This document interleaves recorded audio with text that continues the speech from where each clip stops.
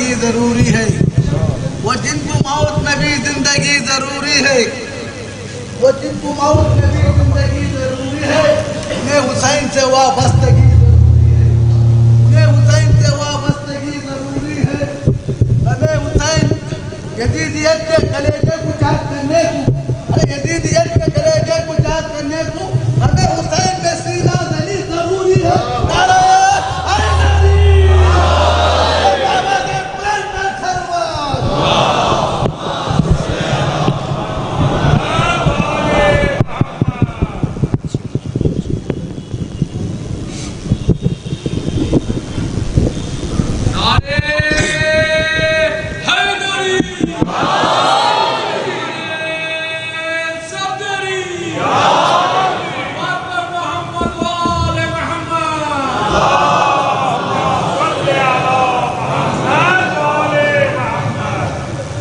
رحم الله من قرأ الفاتحة.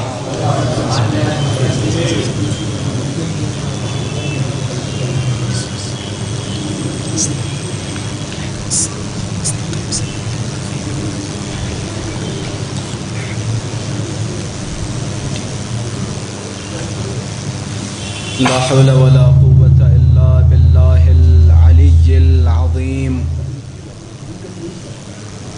أعوذ بالله من الشيطان اللعين الرجيم.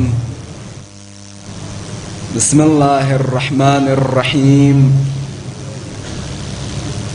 الحمد لله رب العالمين،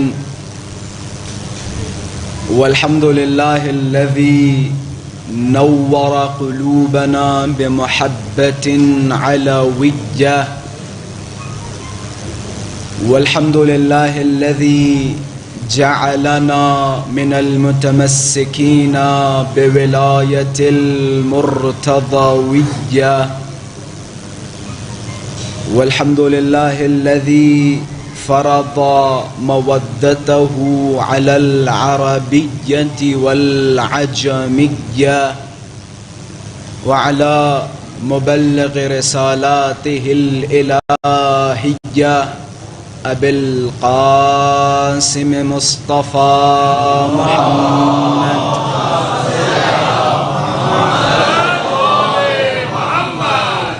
اللهم صل وسلم وزد وبارك على صاحب الدعوة النبوية والسولة الحيدرية والعصمة الفاطمية والحلم الحسنية والشجاعة الحسينية والعبادة السجادية والمآثر الباقرية والآثار الجعفرية والعلوم الكاظمية والحجج الرضوية والجود التقوية والنقابة النقوية والهيبة العسكرية الهيبة الإلهية الحجة القائمية.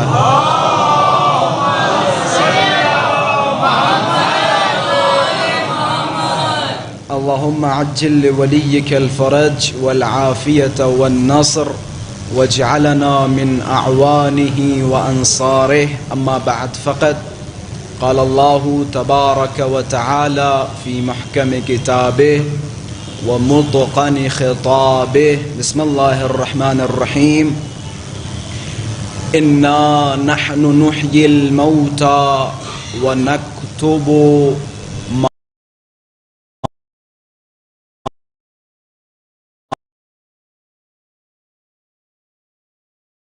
ما قدم في إمام مبين. صدق اللہ. وجود ناظرین ذوالجود امام الزمان عجل اللہ فرجہ الشریف کی سلامتی اور حضرت کے ظہور میں تعجیل، اور آپ سب اپنی سلامتی اور اہل خانہ کی سلامتی کے لیے بآواز بلند صلوات ہدیہ فرمائیں.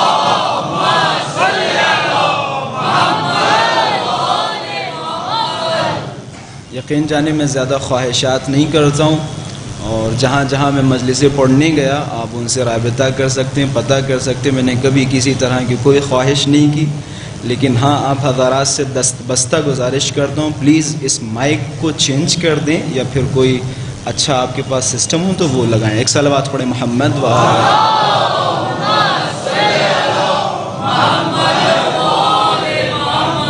ماشاء اللہ سے اتنا بڑا مجمع، ہزاروں کا مجمع، اور اس میں مائک ایسا لگ رہا ہے کہ جیسے وہ جلوسوں میں جو چھوٹا لے کے جاتے ہیں اس میں بھی اس سے اچھی آواز آئے گی۔ ایک صلوات پڑھیں محمد و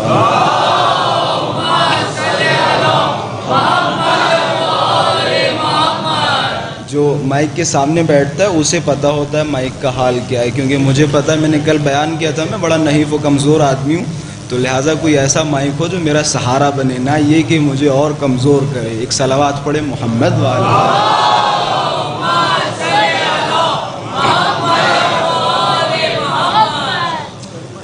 عزیزان محترم، ماحول خوب زیادہ مناسب نہیں ہے اس بیماری کے حوالے سے، اور مجھ سے بھی بارہا یہ کہا گیا کہ مجلسوں میں اس وبا کے خاتمے کے لیے دعا کروائیں۔ بے شک وبا کے خاتمے کے لیے دعا کریں۔ پروردگارہ، جو مومنین اس وبا میں مبتلا ہو چکے ہیں ان تمام مومنین کو شفائے کلی و شفائے عاجل عطا فرما، اور تمام عزاداران سید الشہداء کی حفاظت فرما ہر اعتبار سے۔ بے شک آپ اس وبا کے خاتمے کے لیے دعا کریں، لیکن ماشاءاللہ سے پڑھا لکھا مجمع ہے، اور پڑھے لکھے مجمع میں ایسی باتیں کرنے میں بھی مزہ آتا ہے۔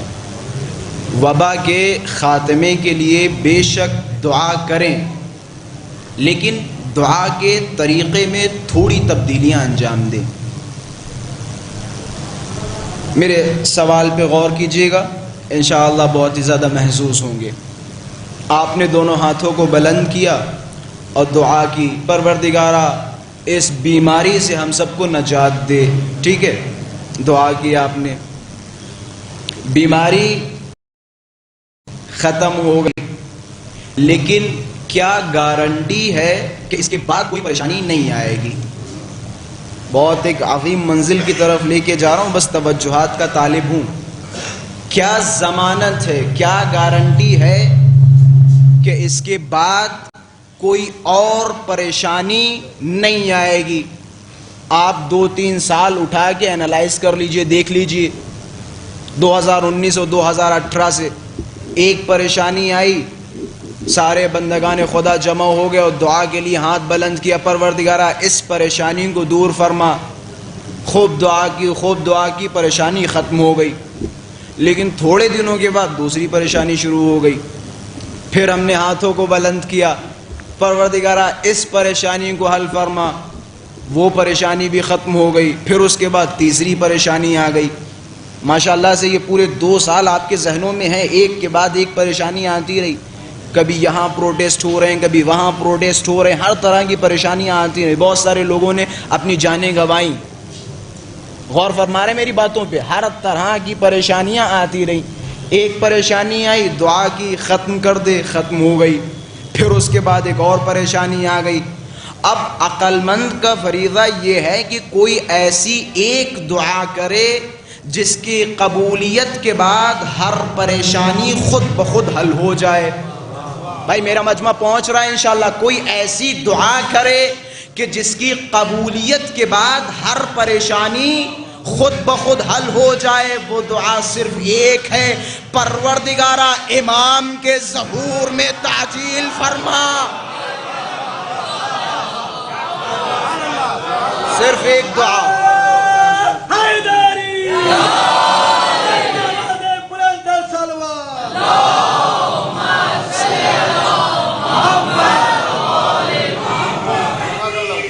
لبیک یا مہدی، لبیک یا مہدی، لبیک یا مہدی۔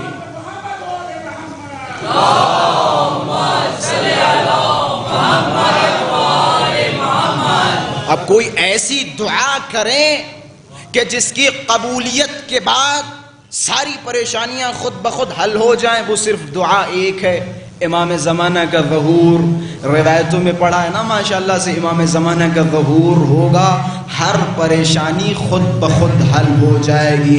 اگر کسی کو پیسوں کی ضرورت ہوگی تو امام کے پاس جائے گا، اتنا امن و امان ہوگا کہ ایک ہرن اور شیر ایک ہی وقت میں ایک ہی نہر کے کنارے کھڑے ہو کے پانی پیئیں گے، اتنا امن و امان ہوگا، کوئی کسی کا دشمن نہیں ہوگا، ساری پریشانیوں کا حل امام زمانہ کے آنے میں ہے۔ اب عقل مند کا فریضہ یہ ہے کہ جب بھی کوئی پریشانی ہو اس پریشانی کے لیے دعا نہ کریں، ہاتھوں کو بلند کریں، پروردگارا امام کے ظہور میں تعجیل فرما۔ اور میری عادت ماشاءاللہ سے ابھی تک آپ حضرات نے دیکھا ہوگا، یقیناً میں فضائل پڑھنے والا بندہ ہوں، لیکن میں نے جتنے بھی فضائل پڑھے تقریباً میرے خیال سے مستند فضائل پڑھے، مستند روایات آپ حضرات کی خدمت میں بیان کی۔ تو یہ بھی جو میں نے بیان کیا یہ اپنی طرف سے نہیں بلکہ ہمارے 5ویں امام کی بڑی خوبصورت حدیث ہے۔ حضرت فرماتے ہیں اکثر الدعاء بتعجیل الفرج فإن ذلك فرجكم، زیادہ تر دعائیں اپنے امام کے فرج کے لیے کرو، امام کے ظہور کے لیے کرو، کیونکہ امام کے ظہور میں تمہاری گشائش ہوگی۔ لفظ گشائش سمجھ میں آیا؟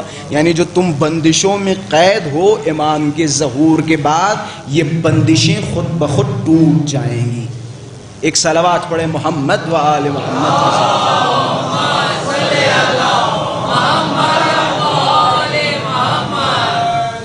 عزیزان محترم، ایام عزائے حسینی ہیں، ایام عزائے حسینی میں بے شک آپ امام حسین کو پرسا دیں، مادر گرامی حضرت سیدہ کو پرسا دیں، لیکن اس کے ساتھ ساتھ اپنے زمانے کے امام سے غفلت نہ رکھیں۔ اصل وارث خون امام حسین امام زمان کی ذات ہے۔ ایک صلوات پڑھے محمد و آل محمد۔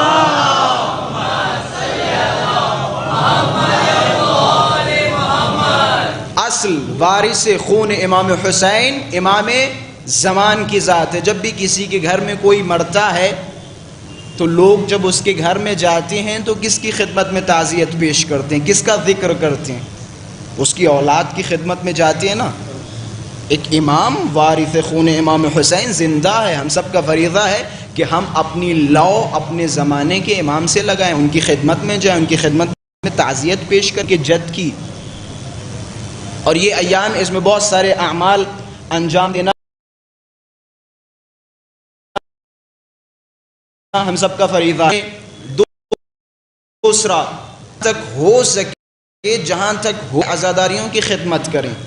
تیسرا ہر روز زیارت عاشورہ کی تلاوت کریں، ہر روز زیارت عاشورہ کی تلاوت کریں۔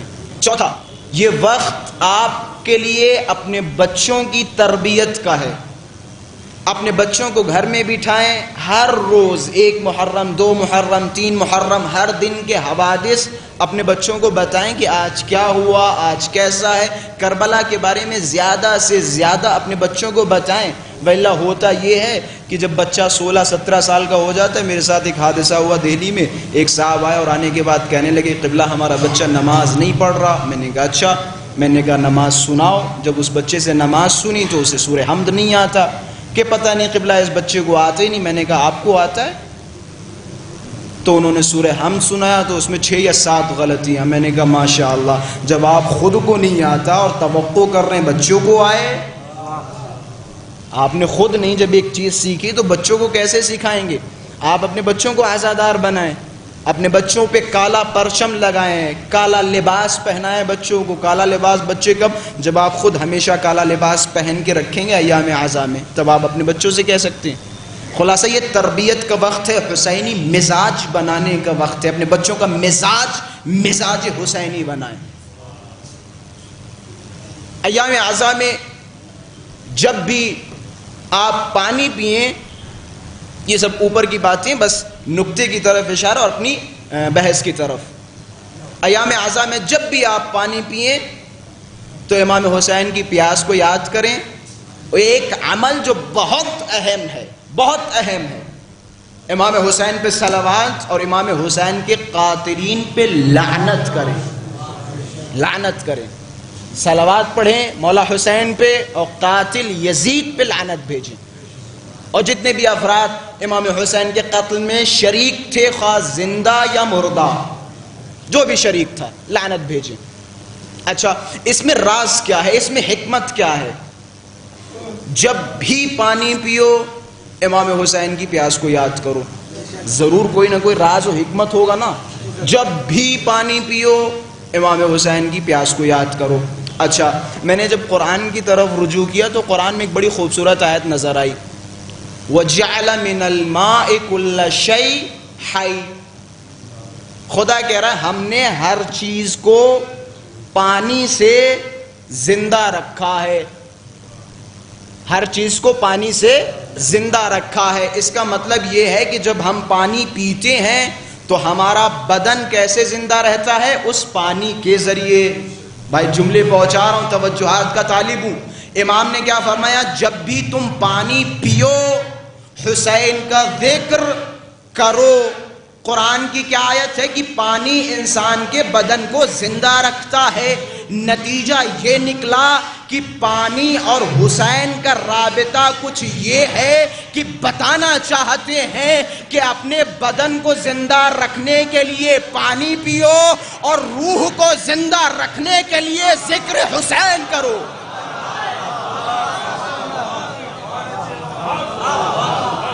اپنی روح کو زندہ کرنے کے لیے ذکر حسین کرو۔ پانی سے بدن زندہ ہے اور ذکر حسین سے ہماری روح سلامت ہے، ہماری روح کو سکون ملتا ہے، ہماری روح کو سکون ملتا ہے۔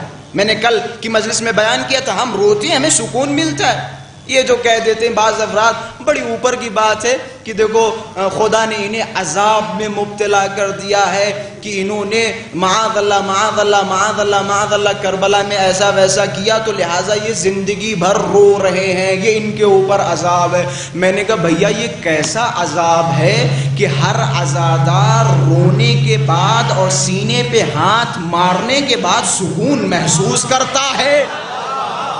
یہ کیسا عذاب ہے بھائی؟ جب ہماری آنکھوں سے آنسو نکلتے ہمیں سکون ملتا ہے اور تم کہہ رہے ہو یہ عذاب ہے؟ یہ کیسا عذاب ہے؟ ذکر حسین ہماری روح کو زندہ کرتا ہے، ذکر حسین ہمارے مزاج میں تبدیلیاں پیدا کرتا ہے، ذکر حسین ہماری نسلوں میں انقلاب پیدا کرتا ہے۔ ذرا حسین کا ذکر کر کے تو دیکھو، حسین کے دامن سے متصل ہو کے تو دیکھو، یہ امام مبین ہے، یہ امام مبین ہے۔ ہر شے کا علم خداوند متعال نے امام مبین میں قرار دیا، امام مبین میں قرار دیا۔ یہ تو لوگوں کی، میں نے اس دن جملہ بیان کیا تھا شاید وہاں کی مجلس میں یا اسی ممبر سے، علامہ امینی صاحب کا بڑا خوبصورت کہ دنیا کے جتنے بے وقوف تھے ان سب نے علی کے دامن کو چھوڑ دیا، اور جتنے عقل مند تھے آپ جیسے ان سب نے حسین و علی کے دامن کو تھام لیا۔ یہ سارے عقل مند ماشاءاللہ سے تشریف فرمائے۔ اما کوئی جاہل ہی ہوگا جو علی کے دامن کو چھوڑے گا؟ رسول اللہ ممبروں سے چلا رہے ہیں ایھا الناس اعلمکم علی، تم میں سب سے پڑھا لکھا علی ہے، اقضاکم علی، تم میں بہترین قضاوتیں کرنے والا علی ہے۔ پھر فرما رہے ہیں ایھا الناس، علم علی اولین و آخرین سے زیادہ ہے، اے لوگو تم میں سے بہترین زاہد علی کی ذات ہے، اے لوگو تم میں سے بہترین عبادت گزار علی کی ذات ہے، اے لوگو تم میں بہترین جنگیں لڑنے والا علی کی ذات ہے۔ ہر جگہ فرما رہے یا نہیں فرما رہے؟ اب میں کہوں گا مسلمانوں سے کہ بھائی اگر خلافت کا کوئی معیار اور خلافت کا کوئی قاعدہ ہو تو بتاؤ۔ اگر علم قاعدہ خلافت ہے، اگر عالم ہونا خلافت کی شرط ہے تو اعلمکم علی، علی کو خلیفہ ہونا چاہیے۔ اگر زہد خلافت کی شرط ہے، ازہد الزاہدین علی، علی کو ہونا چاہیے۔ اگر صبر خلافت کی شرط ہے تو ان جملوں کو یاد کریں جو جبرائیل نے فرمائے، امیر المؤمنین سے فرمایا یا علی آپ کے صبر کو دیکھ کر ملائکہ حیران و پریشان ہیں۔ بھائی معیار کیا ہے؟ جو بھی معیار ہے علی کو ہونا چاہیے۔ ہر معیار میں علی نظر آتے ہیں۔ بھائی امیر المومنین کے علم پہ گفتگو ہو رہی، میں علم پہ لے کے جانا چاہتا ہوں ایک منزل کی طرف۔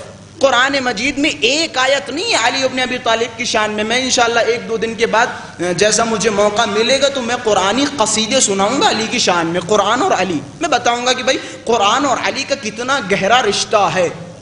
لیکن فی الحال بعنوان مثال بہت ساری آیتیں علی کے علم پہ دلیل ہیں۔ قرآن کی مشہور و معروف آیت ہم سب ماشاءاللہ سے سنتے رہتے ہیں اور پڑھتے رہتے ہیں، کیا آیت ہے؟ وَيَقُولُ الَّذِينَ كَفَرُوا لَسْتَ مُرْسَلًا قُلْ كَفَى بِاللَّهِ شَهِيدًا بَيْنِي وَبَيْنَكُمْ وَمَنْ عِنْدَهُ عِلْمُ الْكِتَابِ۔ ماشاءاللہ کہ وہ لوگ جو آپ کی نبوت کا انکار کر رہے ہیں، اقرار نہیں کر رہے، ان سے کہہ دیجئے۔ بھائی دیکھیں بعض الفاظ میں ضروری نہیں کہ قرآن کی آیتوں کی تفسیر و تعویل بیان کی جائے اور آپ کے سمجھ میں آئے پھر ہی آپ جو ہے متوجہ ہوں۔ ماشاءاللہ سے مولائی مجمع ہے، مولا کے چاہنے والے ہیں اور قرآن سے تمسک رکھنے والا مجمع ہے اور قرآن پڑھنے والا اور قرآن سمجھنے والا مجمع ہے۔ بھائی جس نے علی کو سمجھا اس نے قرآن کو سمجھا، جس نے علی کو سمجھا اس نے قرآن کو سمجھا۔ کیا فرماتے؟ اے رسول یہ لوگ تمہاری نبوت کے منکر ہیں، ان سے کہہ دو کفا باللہ شہیدا بینی و بینکم، ان سے کہہ دو اللہ کی گواہی ہمارے اور تمہارے درمیان کافی ہے۔ ایک گواہی کس کی؟ اللہ کی۔ کس شے پر؟ نبوت پر۔ نبوت آپ کو پتہ کتنا بڑا منصب ہے کہ اپنی نبوت پہ ان سب سے کہہ دو اللہ کی گواہی کافی ہے، اور اس کی گواہی کے جس کے پاس کتاب کا علم ہے، جس کے پاس کتاب کا علم ہے، کتاب کا علم ہے۔ اچھا یہ مسئلہ بھی بڑا پیچیدہ ہے، کتاب کا علم کیسے سمجھاؤں، کیسے سمجھاؤں؟ اس کی مثال ٹھیک ویسی ہے، کوئی میرے پاس آئے اور آنے کے بعد کہے کہ قبلہ مٹھائی کا مزہ کیسا ہوتا ہے، میں بتا پاؤں گا؟ میں آپ سے پوچھ رہا ہوں مٹھائی کا مزہ کیسا ہوتا ہے؟ آپ مٹھاس کا کوئی ڈیفینیشن بتا سکتے ہیں مجھے؟ کیسی ہوتی مٹھائی؟ کوئی بتا سکتا ہے؟ مگر یہ کہ میں مٹھائی کی ایک پیس اٹھاؤں اور آپ کے منہ میں رکھ دوں کہ دیکھو بھیا ایسی ہوتی ہے، سمجھ رہے ہیں میری بات کو؟ تو بعض چیزیں کتنا بھی بیان کرنا چاہو بیان نہیں کر سکتے حقیقت۔ تو یہ عالم کتاب الہی انہی میں سے ایک شے ہے، جتنا بھی بیان کرو کم ہوگا، جس کے پاس علم کتاب ہے۔ اچھا اس علم کتاب کو سمجھانے کے لیے قرآن کی طرف چلیں۔ دیکھیں میں ایک عجیب و غریب منزل کی طرف آپ حضرات کو لے کے جانا چاہ رہا ہوں، قرآن کی طرف چلتے ہیں۔ جناب سلیمان اپنے تخت پہ بیٹھے ہوئے ہیں اور اعلان کر رہے ہیں یا ایھا الملأ ایکم یأتینی بعرشها قبل ان یأتونی مسلمین، تم میں سے کون ایسا ہے جو تخت بلقیس کو اس کے آنے سے پہلے میرے پاس پہنچا دے؟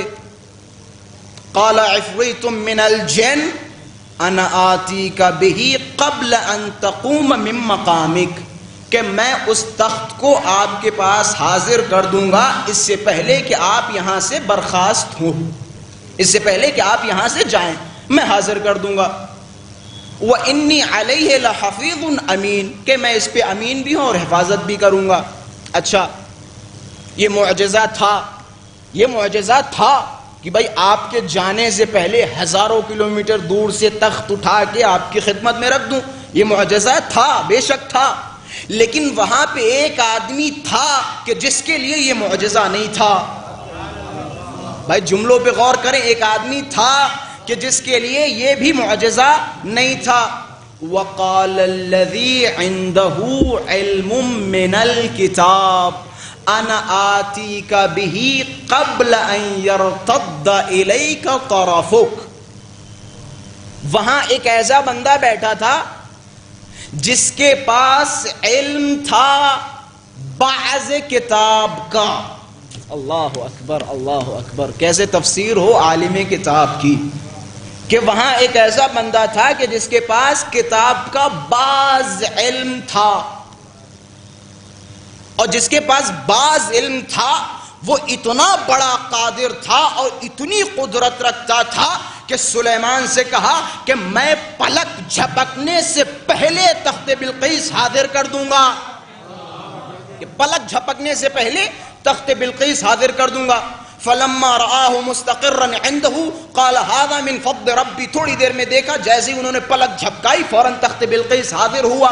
جناب سلیمان نے کیا فرمایا کہ یہ میرے رب کا فضل و کرم ہے. اب میں سوال کروں گا جناب سلیمان سے، سوال تو بہت ہیں لیکن میں پہلے سوال کی شروعات کر رہا ہوں جناب سلیمان سے. کہوں گا مولا سلیمان آپ خود نبی تھے، آپ کے پاس خود کمال تھے، لیکن آپ بار بار یہ کیوں کہہ رہے ہیں کہ تم میں سے کون لا سکتا ہے، کون لا سکتا ہے؟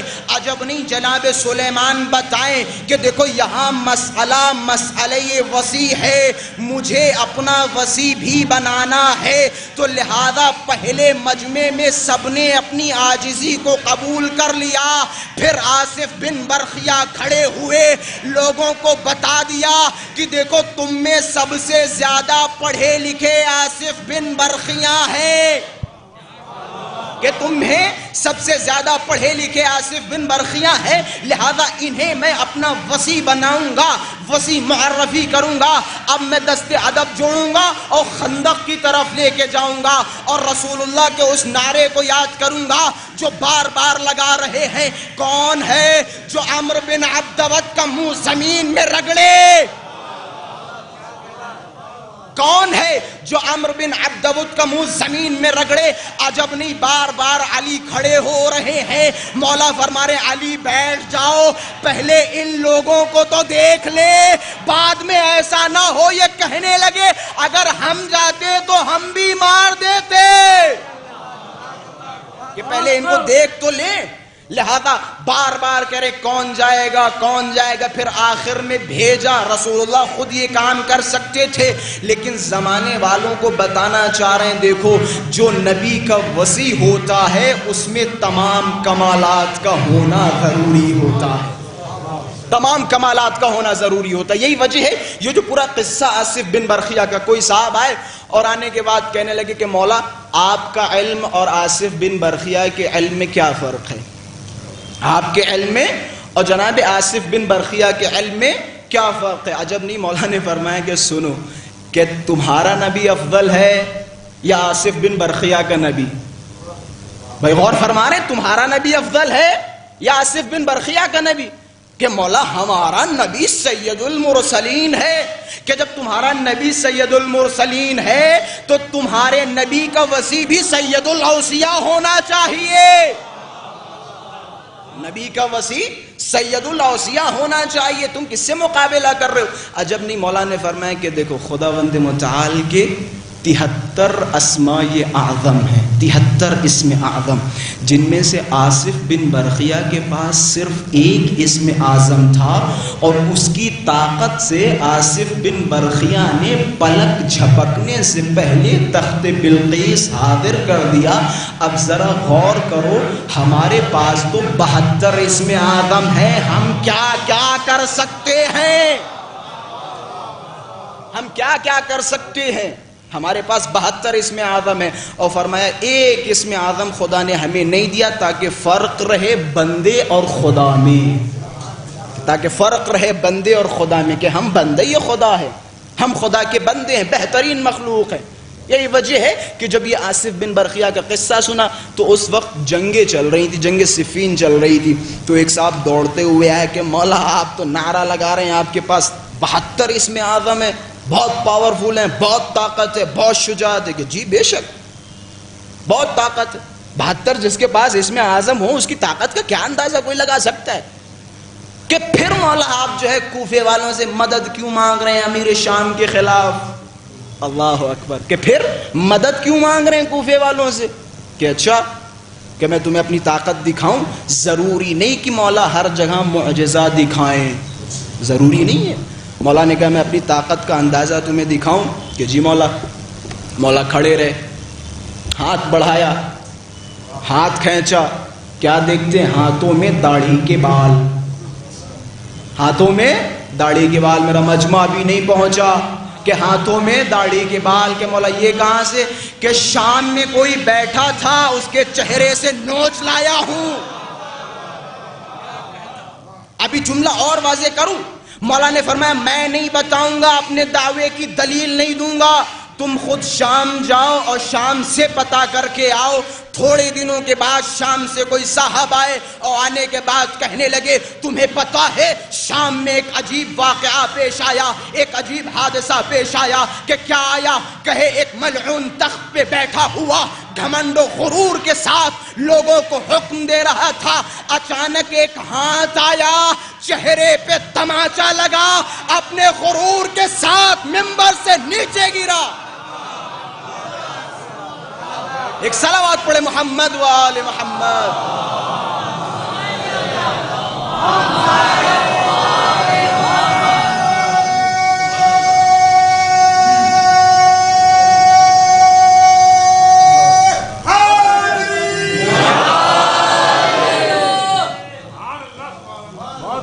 کہ اپنے غرور و گھمنڈ کے ساتھ تخت پہ بیٹھا ہوا تو ایک غیب سے ہاتھ آیا اور کھینچ کے تماچا گال پہ لگا، منہ کے بل زمین پہ گر گیا.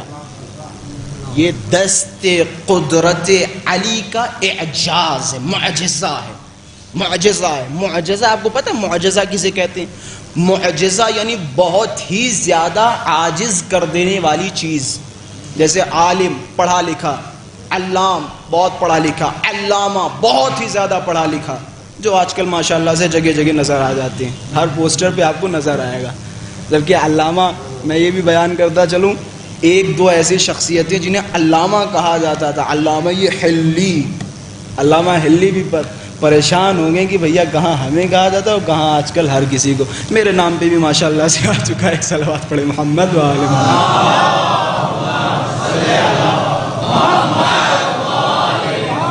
تو یہ لفظ علامہ بہت بڑا ہے، بہت بڑا ہے، بہت بڑا ہے، جس کے پاس مختلف علوم ہوں، مختلف بہت سارے علوم ہوں، اسے علامہ کہا جاتا ہے. یا دو مجلسیں پڑھنے لگے تو علامہ بن جاتے ہیں. یہ ہماری بدقسمتی ہے. تو خلاصہ معجزہ، عاجز کر دینے والا، معجزہ بہت ہی زیادہ عاجز کر دے، اسے کہا جاتا ہے معجزہ. خارق العادہ، جو انسان کی بس میں نہ ہو، اسے کہا جاتا ہے معجزہ.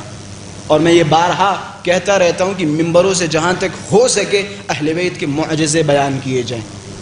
اہل بیت کے عجیب و غریب معجزے، امیر المومنین کے ہاتھ کے معجزے عجیب و غریب ہیں. یہ جب ہاتھ کمیل کے ہاتھوں میں جاتا تھا، جناب کمیل کی آپ زیارت پڑھیں گے تو جناب کمیل کی زیارت میں ایک لفظ موجود ہے، سلام ہے اس پر جو صاحب اسرار امیر المومنین ہے، یعنی جس کے پاس امیر المومنین کے راز ہوں، اس پہ سلام. کس کے بارے میں؟ کمیل. یہ جو دعائے کمیل پڑھتے ہیں. اچھا، انہیں راز امیر المومنین سکھاتے کب تھے؟ کہتے ہیں نجف سے، کوفے سے رات میں امیر المومنین اپنا ہاتھ کمیل کے ہاتھ میں پکڑتے تھے اور کمیل سے کہتے تھے آؤ کمیل تمہیں آسمانوں کی سیر کرائیں، معرفت کے دروازے کھولیں تمہارے لیے.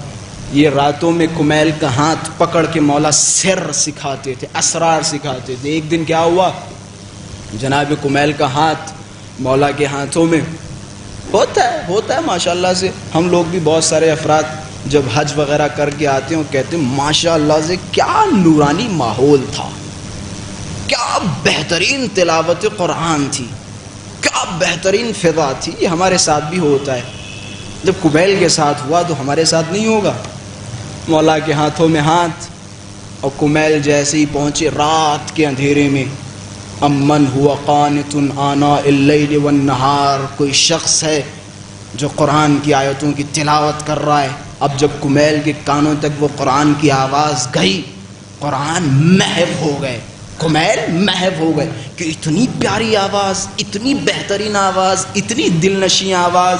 جناب کمیل نے داد و تحسین دینا شروع کر دیا. واہ سبحان اللہ، ماشاء اللہ، کیا بات ہے، کیا زبردست قرآن کی تلاوت ہے. خوب تعریفیں کر رہے ہیں.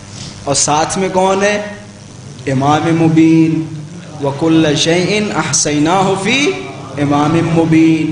تمہارے دل کے راز جاننے والا تمہارے ساتھ ہے. اب کمیل من ہی من میں خوب تعریف کر رہے ہیں، ماشاءاللہ کیا آیت قرآن کی تلاوت ہے، کیا بہترین آواز ہے. عجب نہیں، مولا نے فرمایا کمیل تم اس کے قرآن کی تلاوت کے دھوکے میں آ رہے ہو. تم اس کی تلاوت کے دھوکے میں آ رہے ہو. میں جملے کو یہی پہ ختم کروں گا کہ کمیل تم اس کی آواز کے دھوکے میں آ رہے ہو. کمیل خود ایک بہترین قاری قرآن تھے. کمیل خود ایک بہترین قرآن کے حافظ تھے. مولا نے فرمایا کمیل تم اس کی قرآن کے دھوکے میں آ رہے ہو. وقت گزرا, کچھ دن اور گزرے, نہروان کا وقت قریب آیا, جنگ نہروان ہوئی. جنگ نہروان میں کمیل بھی مولا کے ساتھ تھے. مولا نے فرمایا سنو, ہمارے لشکر سے صرف 9 آدمی مارے جائیں گے اور ان کے لشکر میں صرف 9 آدمی بچیں گے. جنگ کے بعد دیکھ لینا. جنگ ہوئی. میں نقطے کی طرف لے کے جا رہا ہوں, پیچھے والے آپ بھی ماشاءاللہ سے بڑے بیدار ہیں کہ جنگ ہوئی, جنگ ختم ہوئی. روایتوں کے جملے, ذوالفقار علی ابن ابی طالب کے ہاتھوں میں خون ٹپک رہا ہے. ایک ہاتھ سے پھر کمیل کو بلایا, ہاتھ پکڑا کہ کمیل آؤ ذرا میرے ساتھ. کمیل کا ہاتھ پکڑا اور لے کے چلتے رہے, لاشوں سے گزرتے رہے. ایک سر پہ نظر پڑی, مولا نے ذوالفقار رکھی کہ کمیل ذرا اس چہرے کو دیکھو, کیا پہچانتے ہو؟ کہ مولا نہیں پہچانتا, کہ یہ وہی سر ہے جو اس دن رات میں قرآن کی تلاوت کر رہا تھا.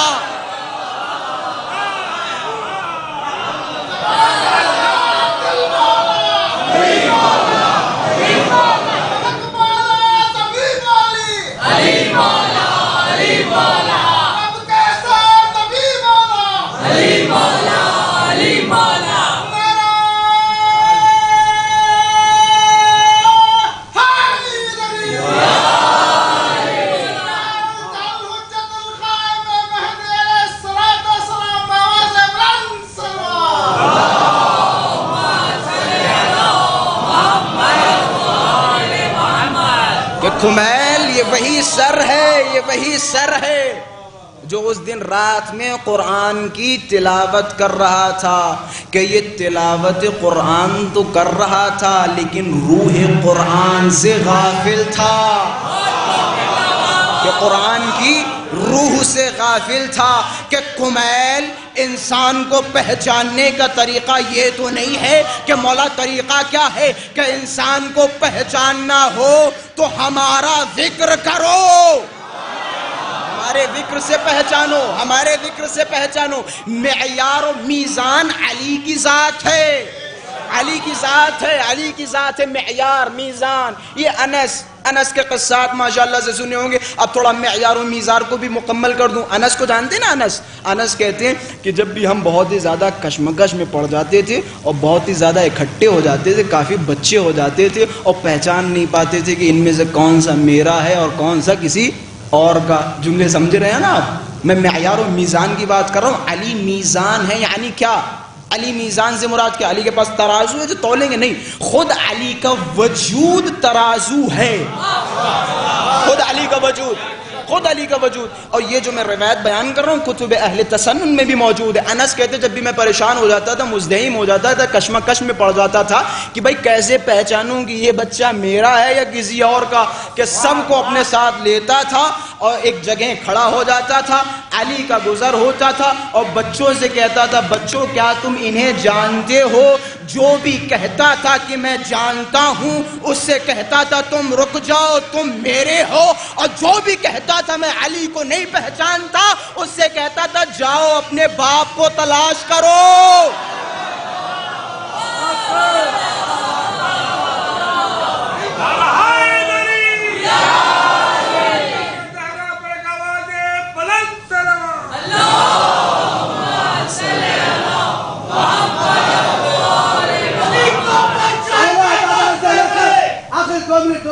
پہلا عزادار سے لے کر آخری عزادار تک, پہلا وفادار سے لے کر آخری وفادار تک, پہلے مولائی سے لے کر آخری مولائی تک اس پر شہدا پر شامل نہیں. سب مل کر میرا ساتھ دینا, یا بچہ ہو یا جوان ہو یا بزرگ ہو یا شعرا ہو یا تاجر ہو یا عالم ہو, یہ میں نہیں جانتا. سب مولا کے چاہنے والے کو میرا ساتھ دینا, پورے دل کا ساتھ دینا.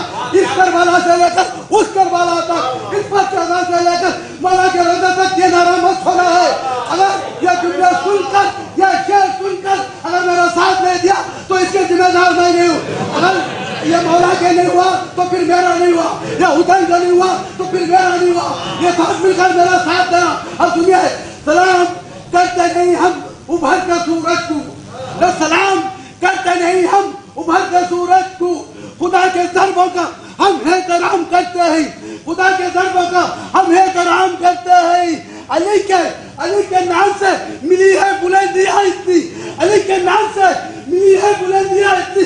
अरे बड़े बड़े हमें झुककर सलाम करते हैं।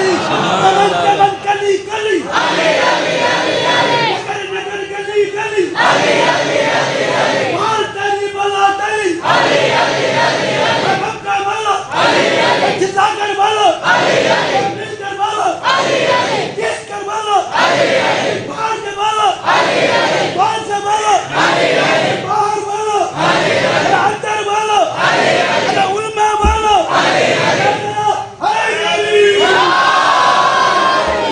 मौलाना सलाम निकले, मेरे सलाम निकले, बाबा से बुलंद कर सलाम।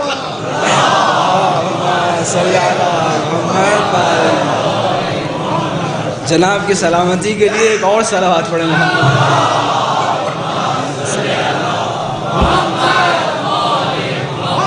तो मेयार क्या है? मेयार अली की ज़ात है, अली की ज़ात मीज़ान है, मेयार है कि कुमैल तुम किसके धोखे में आ रहे हो।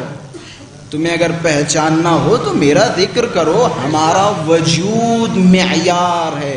बड़ी हदीसें और बड़े नुकात इस मौजू पे मौजूद है, इंशाअल्लाह इसको याद रखिएगा। मेयार और मीज़ान इंशाअल्लाह ये भी आइंदा की मजालिस में डिस्कस किया जाएगा। खुलासा मैं कहाँ था? जंग नहरवान। जंग नहरवान में कुमैल का हाथ पकड़ा और कुमैल से फरमाया, देखो ये वही सर है ना जो उस रात कुरान की तिलावत कर रहा था? कि जी मौला ये वही सर है।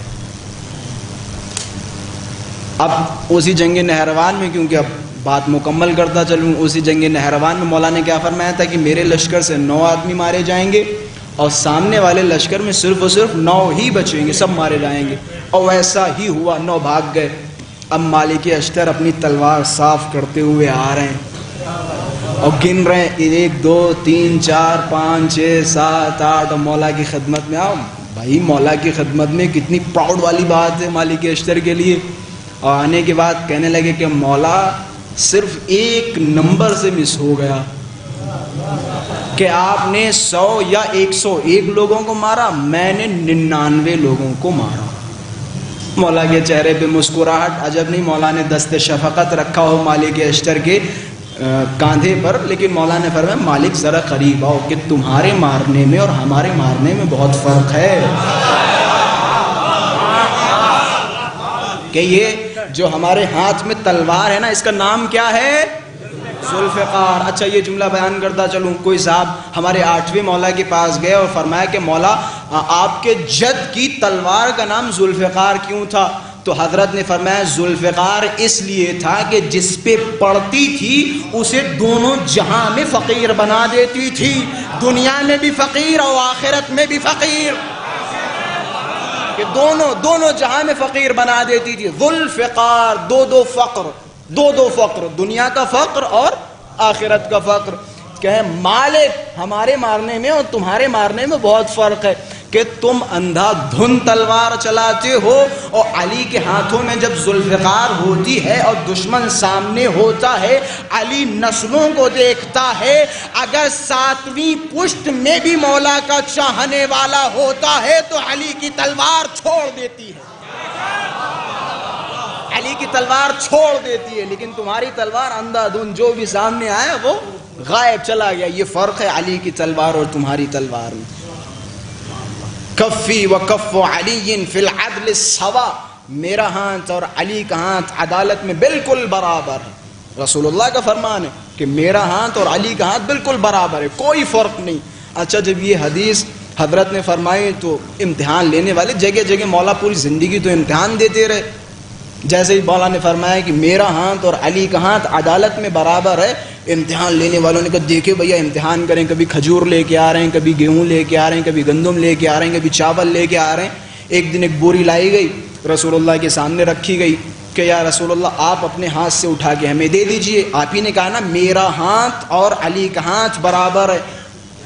रसूलुल्लाह ने एक मुट्ठी गेहूँ गंदम या चावल उठाए और उस आदमी के हाथ में रख दिए।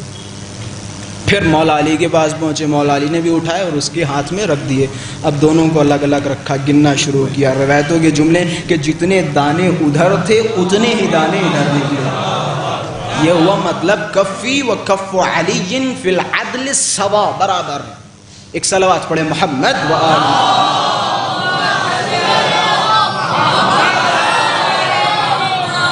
تو خلاصہ یہ اعجاز ہے علی کے ہاتھوں کا. میرا موضوع ابھی مکمل نہیں ہوا، کل انشاءاللہ میں علی کے ہاتھوں کا اعجاز بیان کروں گا، علی کے ہاتھوں کا معجزہ. علی کے ہاتھ کون سے ہاتھ ہیں؟ ید اللہ، اللہ کا ہاتھ، وجہ اللہ، اللہ کا چہرہ. یہ ید اللہ، وجہ اللہ، عین اللہ میں آج یہ بتاتا چلوں، کل انشاءاللہ اس پہ تفصیلی گفتگو کروں گا. یہ کیا کیا راز ہے؟ وجہ اللہ، اللہ کا چہرہ. بھائی اللہ کا تو کوئی چہرہ ہے نہیں، یہ ہے کیا؟ کیا اس کا مطلب کیا ہے؟ ید اللہ، اللہ کا ہاتھ. اور یہ باتیں کوئی نئی تو ہے نہیں جو بیان کی جا رہی، مستند باتیں ہیں. امیر المؤمنین کے حوالے سے مختلف جگہوں پہ ملتا ہے ید اللہ، عین اللہ، وجہ اللہ، اذن اللہ، سب کچھ ملتا ہے یا نہیں؟ نئی باتیں تو ہے نہیں. اچھا اس میں راز کیا پوشیدہ ہے؟ تھوڑی سی فلسفیانہ گفتگو کرتا چلوں، انشاءاللہ امید کرتا ہوں بچوں کی بھی سمجھ میں آئے گا. آپ میرے سامنے تشریف لائے، مثال کے طور پہ فلاں کا نام کیا ہے؟ احمد. پتہ نہیں کس کا نام ہے احمد، یا ہمارے باقر بھائی، باقر، ٹھیک ہے باقر. جب میں نے کہا باقر تو تصور کہاں گیا؟ باقر بھائی کے پیروں پہ، ہاتھوں پہ، کہاں تصور گیا؟ پورے پیکر پہ، پورے پیکر پہ. باقر پورا پیکر، تصور میں تو یہی آئے گا نا، پورا جسم، پورا پیکر، پورا جسم تصور میں آئے گا نا. باقر یعنی پورے ایک جسم کا مجسمے کو باقر کہتے ہیں، ٹھیک ہے نا، جس میں ہاتھ ہیں، پیر ہیں، منہ ہے، سب کچھ ہے، اسے باقر کہتے ہیں. اچھا اگر باقر بھائی میرے سامنے کھڑے ہوں اور میں باقر بھائی سے ڈسکس کرتا ہوں، جبکہ پیر بھی باقر بھائی کا حصہ ہے، ہاتھ بھی باقر بھائی کا حصہ ہے، منہ بھی باقر بھائی کا حصہ ہے. اب اگر میں باقر بھائی سے بات کروں اور میری نظریں پیروں کی طرف ہوں اور میں کہوں جی ٹھیک ہے انشاءاللہ یہ ہو جائے گا، میری نظریں کہاں ہوں؟ پیروں کی طرف. تو عجب نہیں باقر بھائی مجھ سے سوال کریں گے مولانا آپ مجھ سے بات کر رہے ہیں یا کسی اور سے؟ غور فرمایا آپ نے؟ پہنچ رہے ہیں کہ مجھ سے بات کر رہے ہیں یا کسی اور سے؟ میں نے کہا باقر بھائی آپ ہی سے بات کر رہا ہوں، پیر بھی تو آپ کے ہیں. عجب نہیں مجھے جواب دے کہ پیر ہیں لیکن توجہ کا مرکز چہرہ ہے. اللہ اکبر، اللہ اکبر، سماعتوں کو سلام، کہ توجہ کا مرکز چہرہ ہے. اب جو بار بار ہمیں بتایا جاتا نا وجہ اللہ، وجہ اللہ، سب کچھ فنا ہو جائے گا، اللہ کا چہرہ باقی رہے گا. گویا خدا بتانا چاہتا ہے کہ ہماری توجہ کا مرکز علی کا وجود ہے.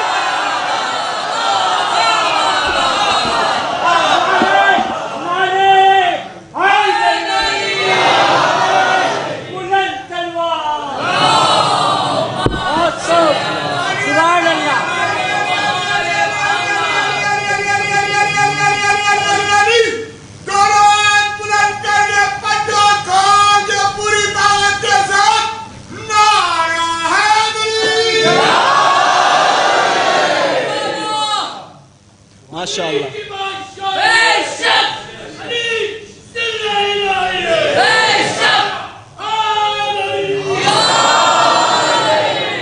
کہ بے شک بے شک تمہیں اگر اللہ سے مانگنا ہو تو مانگو اللہ کے چہرے سے، دے گا اللہ.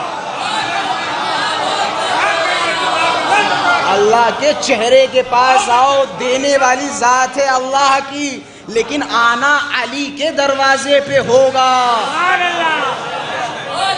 وجہ اللہ، اللہ کا چہرہ، اللہ کا نشان، اللہ کی پہچان. اگر اللہ تک پہنچنا ہے تو پہلے علی کے دروازے پہ آؤ. علی کے دروازے پہ نہیں آؤ گے خدا تک نہیں پہنچ پاؤ گے، خدا تک نہیں پہنچو. یہ مرکز الہی کا یہ تعارف کرانے کے لیے خداوند متعال نے انہیں پیدا کیا. یہ بہت ساری حدیثیں اور بہت ساری روایاتیں اس مسئلے پر اور اس موضوع پر موجود ہیں. انشاءاللہ اگر کل کی تقریر میں موقع ملا, کل انشاءاللہ میں موضوع رکھوں گا دست اعجاز امیر المومنین, امیر المومنین کے ہاتھوں کا معجزہ. یقین جانیں معجزات ایک کتاب ہے مدینۃ المعاجز, بڑی معتبر کتاب ہے. فضائل میں اگر کوئی انسان مجھ سے کوئی کتاب چاہتا ہو پڑھنے کے لیے تو آپ لوگ مدینۃ المعاجز کی تلاوت کریں. مدینۃ المعاجز ایک ایسی کتاب ہے کہ جس میں بہت ساری فضائل کی کتابیں لیکن ان میں ضعیف روایتیں بہت زیادہ ہیں. لیکن مدینۃ المعاجز ایک ایسی کتاب ہے, ہر کتاب میں ضعیف روایتیں ہیں لیکن اس میں بہت معتبر اور بہترین فضائل کے باب میں روایتیں موجود ہے. کتاب کا نام ہے مدینۃ المعاجز, بہترین کتاب. شاید اردو ترجمہ بھی موجود ہے, پتہ کرنا یہ آپ حضرات کی ذمہ داری ہے. تو خلاصہ امیر المومنین کا اعجاز عجیب و غریب ہے. امیر المومنین کے ہاتھوں کا اعجاز دیکھیں, امیر المومنین کی آنکھوں کا اعجاز دیکھیں, امیر المومنین کا بالوں کا کرشمہ دیکھیں, امیر المومنین کے پیر کا اعجاز دیکھیں, آپ کو عجیب و غریب معجزات ملیں گے. اور یاد رکھیں میں اس جملے پہ بحث کو تمام کر رہا ہوں, جس طرح سے آپ نے فضائل علی پہ خوب جوش بھرے نعرے لگائے اور اس مسئلے کو بھی اسی طرح تحمل کریں جس طرح فضائل اہل بیت تحمل کیے. جہاں جہاں روایتوں کے جملوں کا خلاصہ میں آپ کو بتا رہا ہوں, جہاں جہاں علی نے معجزہ دکھایا وہاں خدا کی توحید کو بچایا. میں دلیل دوں علی نے مردہ زندہ کیا, لوگوں نے علی کے سامنے سجدہ کیا, علی نے گریبان پکڑ کے اٹھایا کہ خبردار میں اللہ نہیں اس کا بندہ ہوں, میں اس کا بندہ ہوں.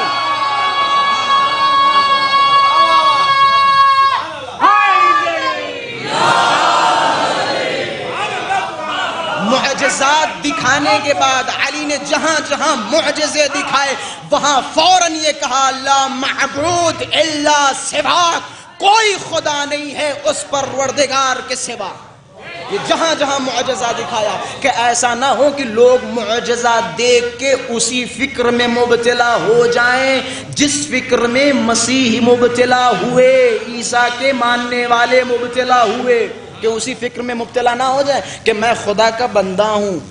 اور دیکھیں بعض افراد یہ دنیا کے سب سے پست ترین افراد وہ ہیں جو علی کو اللہ بنا دیں, علی کو اتنا بڑا اللہ بنا دیں. سب سے پست اور سب سے بیوقوف اور سب سے جاہل لوگ ہیں جو علی کو اللہ تک پہنچا دیں. اما پھر فضیلت ہی کیا رہ جائے گی؟ فضیلت تو اسی میں ہے کہ وہ بندے ہو کے ویسے کام کر رہے ہیں. فضیلت تو یہ ہے نا.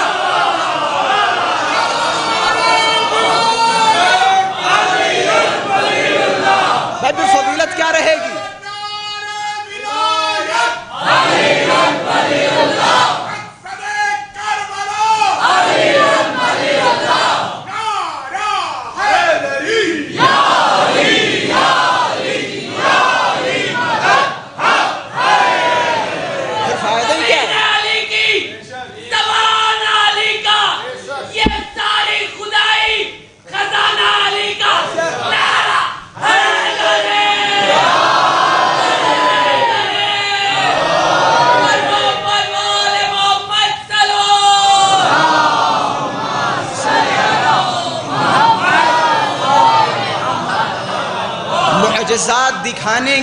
معجزات دکھانے کے بعد سب سے پہلے خدا کی معرفی کی کہ دیکھو میں اس خدا کا بندہ ہوں. ذرا سوچو میں اتنا قادر ہوں تو میرا خدا کتنا قادر ہوگا.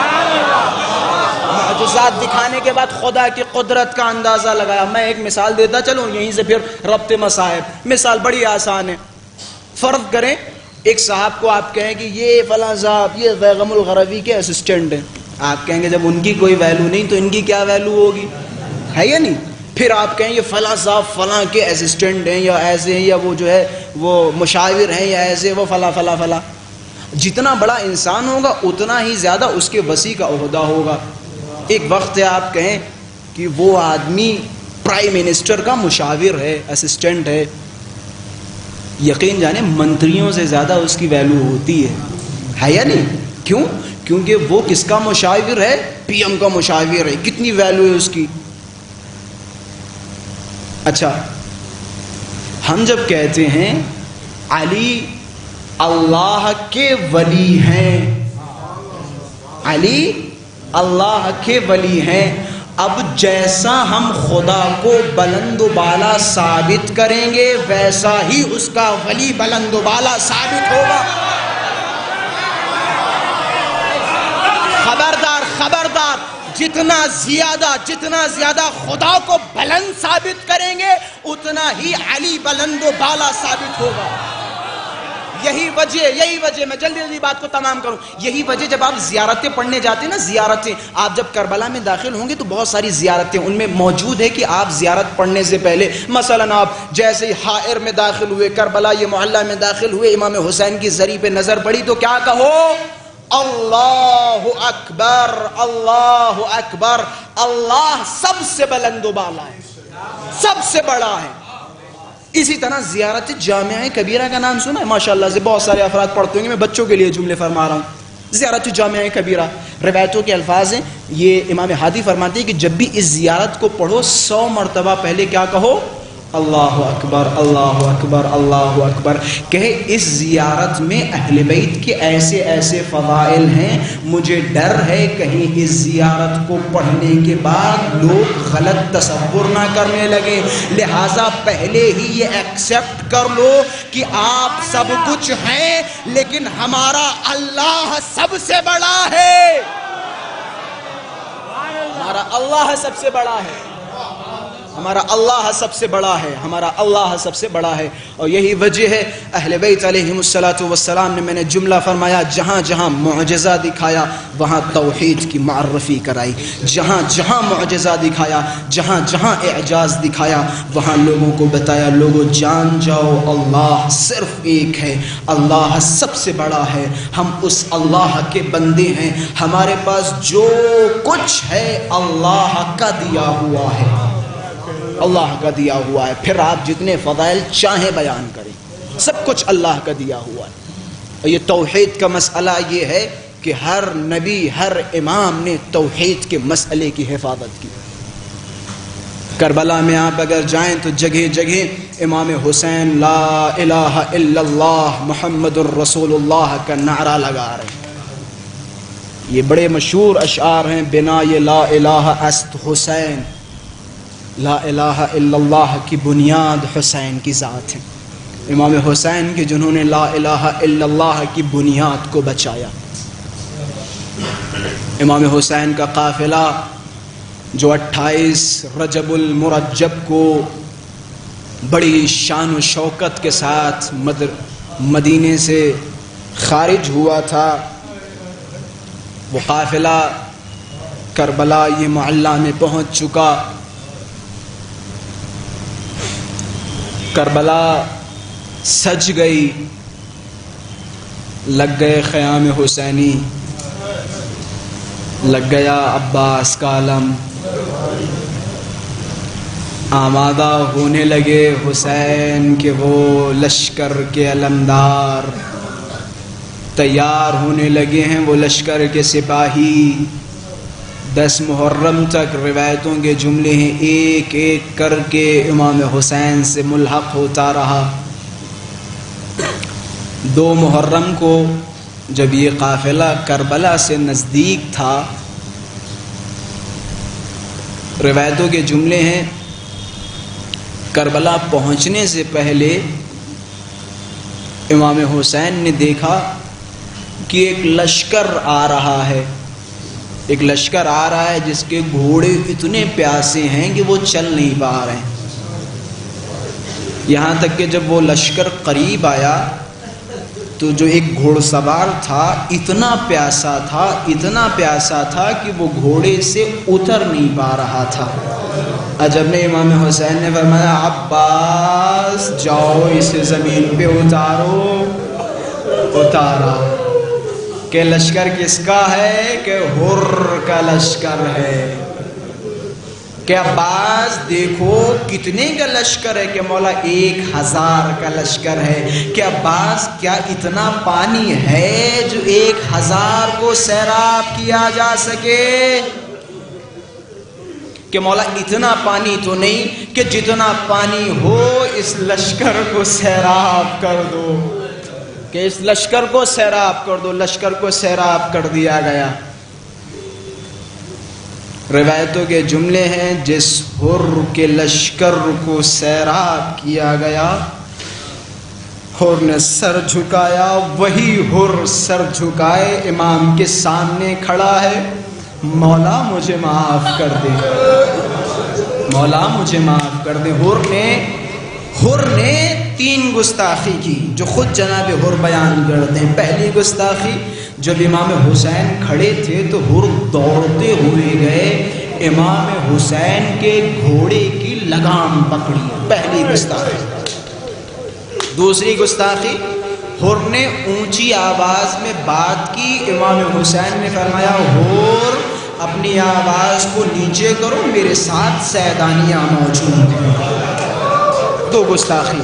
اب جملے آپ کے حوالے میں زیادہ مصائب نہیں پڑھوں گا، ہماری کربلا آمادہ ہو چکی ہے، آپ بھی آمادہ ہو چکے ہیں۔ روایتوں کے جملے ہیں، شب عاشور حر پریشان ہے، سمجھ میں نہیں آ رہا کرے تو کیا کرے، کبھی خیمے کے باہر نکلتا ہے، کبھی خیمے کے اندر آتا ہے۔ بیٹا حر کے پاس گیا کہ بابا جان آپ بڑے پریشان نظر آ رہے ہیں، مجھے سمجھ نہیں آ رہا۔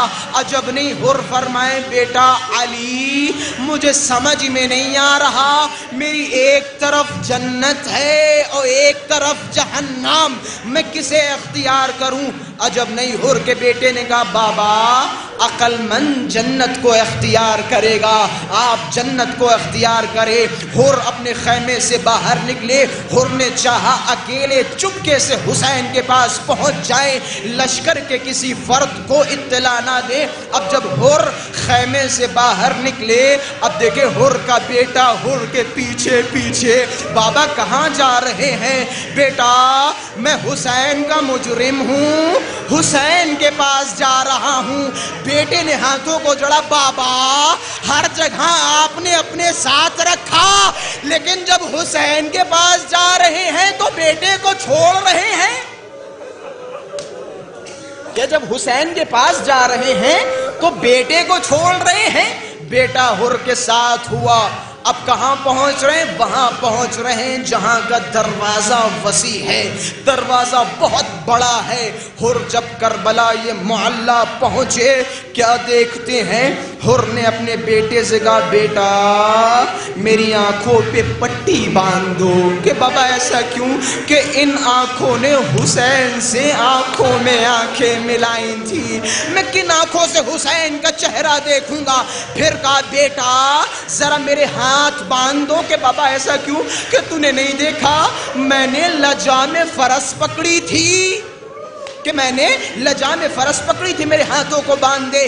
ایسا بنا کہ جیسے کوئی قیدی اپنے آقا کے پاس جا رہا ہے۔ عزیزان محترم، جناب حر جیسے ہی پہنچے، کیا دیکھتے ہیں؟ ابوالفضل عباس دوڑتے ہوئے آ رہے ہیں۔ عباس سے ڈرتے تھے لوگ۔ عجب نہیں، حر نے اپنے بیٹے سے کہا بیٹا جا کے عباس سے کہہ دو ہم لڑنے نہیں آئے، ہم معافی مانگنے آئے ہیں، کہ ہم لڑنے نہیں آئے، ہم معافی مانگنے والے ہیں۔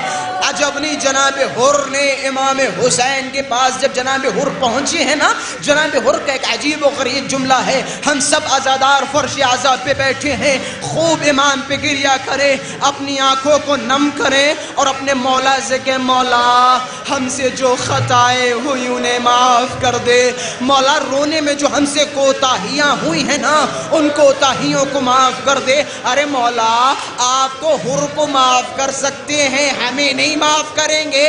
عجب نہیں، روایت کے جملے ہیں، جناب حر نے ہاتھوں کو جوڑا، امام حسین کی خدمت میں عرض کیا کہ مولا کیا مجھ جیسے گنہگار کے لیے توبہ کا دروازہ ہے؟ کہ ہر آ جاؤ میں نے معاف کیا، تم دنیا میں بھی آزاد ہو آخرت میں بھی آزاد رہو گے۔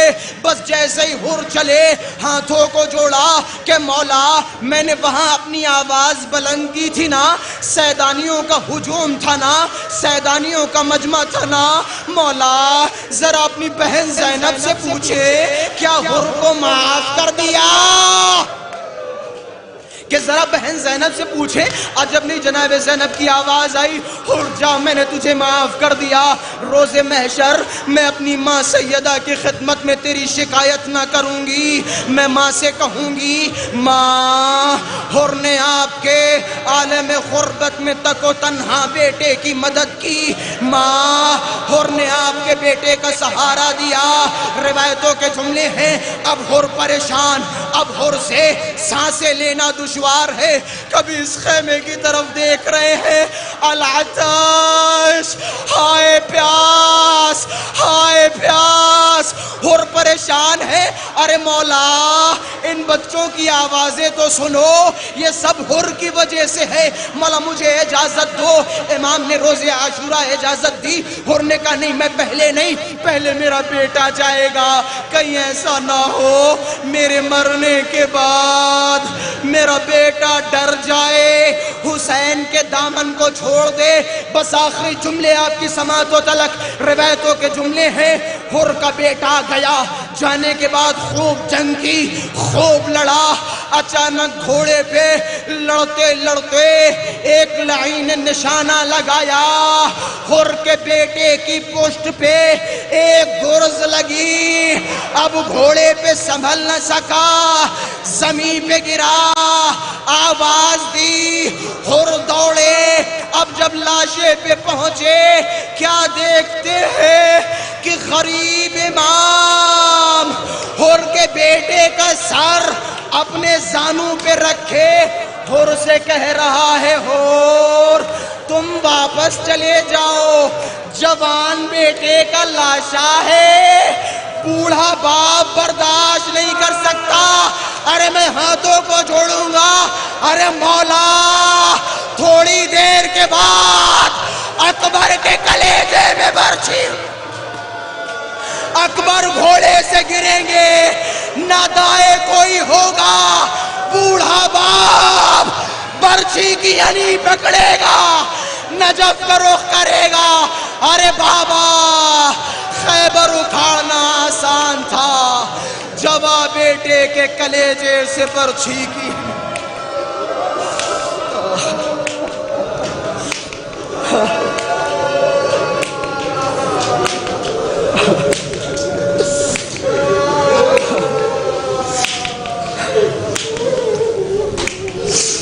لعنة الله على القوم الظالمين، إنا لله وإنا إليه راجعون۔